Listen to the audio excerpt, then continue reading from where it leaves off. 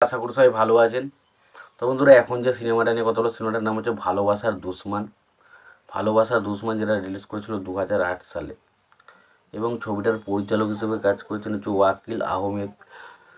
তো এই সিনেমাটা নিয়ে এখন স্পেশালি আলোচনা করব। সিনেমাটা কেমন লেগেছে, ভালো নাকি খারাপ, সিনেমাটার কোন কোন জিনিসগুলো আমার ভালো লেগেছে, কোনগুলো খারাপ লেগেছে, সেই সমস্ত বিষয় নিয়ে আলোচনা করব। তো তার আগে আপনাদেরকে একটা কথা বলবো যে যদি আপনারা চ্যানেলটায় নতুন হয়ে থাকেন, অবশ্যই আপনারা চ্যানেলটা সাবস্ক্রাইব করে নেবেন। আর যদি আপনাদের ভিডিওটি ভালো লেগে থাকে, অবশ্যই আপনারা লাইক, কমেন্ট এবং শেয়ার করতে ভুলবেন না। তো সিনেমাটার নাম কী বললাম, ভালোবাসার দুশমন। এই সিনেমাটা যদি আলোচনা করি, তো সিনেমাটার পরিচালক হিসেবে কাজ করছেন ওয়াকিল আহমেদ। ছবিটার প্রযোজক হিসেবে কাজ করছেন অ্যাটলস মুভিজ। ছবিটার পরিবেশনার কাজ করছেন অ্যাটলস মুভিজ।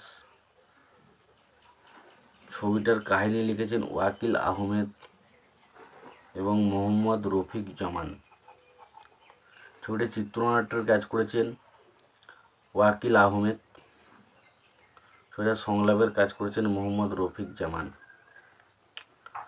ছবিটির সঙ্গীত পরিচালক হিসেবে কাজ করেছেন আলাউদ্দিন আলী, এবং ছবিতে অভিনয় করেছেন শাকিব খান, মান্না, শাবনূর, খালিল, রাজীব, নাসির খান সহ আর অনেকে।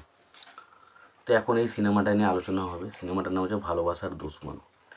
তো এখানে যে বিষয়টা হচ্ছে যে আমরা দেখতে পাই যে শাবনূরের যে ক্যারেক্টারটা, সেই ক্যারেক্টারটার প্রতি দুটো ছেলের আকর্ষণ রয়েছে। একটা হচ্ছে শাকিব খান, একটা হচ্ছে মান্না। এবং মান্না এবং শাকিব খান তারা একে অপরের কিন্তু খুব ভালো বন্ধু। বাট তারা একে অপরকে ভালোবাসলেও তাদের এই যে মেয়ের জন্য তাদের মধ্যে একটা ঝামেলা, একটা শত্রুতা তৈরি হচ্ছে। প্রথমত তারা খুব ভালো বন্ডিং, তাদের বন্ধুত্ব রয়েছে দারুণ। তারপরেও তারা কী বলবো, মানে একটা মেয়ের কারণে নিজেদের মধ্যে শত্রুতায় পরিণত হচ্ছে। সেটা নিয়ে যে সিনেমা, যেটার নাম হচ্ছে ভালোবাসার দুশমন। তো সিনেমাতে এখানে মান্না এবং শাকিব খান দুজনে ব্যাপক কাজ করেছে। প্রত্যেকের কাজ বেশ ভালো, এবং ছবিটা বেশ জনপ্রিয়তা পেয়েছিল। আমি জানি ছবিটা বক্স ভালো কালেকশন করে। ছবিতে মেন অ্যান্টাগনিস্টের ক্যারেক্টার প্লে করে রাজীব, তার জায়গায় সে ভালো কাজ করেছে। পাশাপাশি ছবির কিছু ইমোশনাল পয়েন্টও আছে ছবির মধ্যে, সেগুলো ভালো। গানগুলোও খারাপ নয়। স্ক্রিন প্লে, চিত্রনাট্য ঠিকঠাক, খুব অসাধারণ কিছু না, তবে ভালো, খারাপ কিছু না। তো ওভারঅল আমি বলবো সিনেমাটা কিন্তু ভালো একটা সিনেমা। যদি তোমাদের মনে হয় সিনেমাটা দেখতে তোমাদের ইচ্ছা করছে, অবশ্যই তোমরা সিনেমাটা দেখতে পারো। আর ভিডিওটি যদি তোমাদের ভালো লেগে থাকে, অবশ্যই তোমরা লাইক, কমেন্ট, শেয়ার করে দিও। আর চ্যানেলটি যদি তোমরা নতুন হয়ে থাকো, অবশ্যই তোমরা চ্যানেলটা সাবস্ক্রাইব করে নিও, পাশে বেল আইকনটা অবশ্যই প্রেস করে দিও।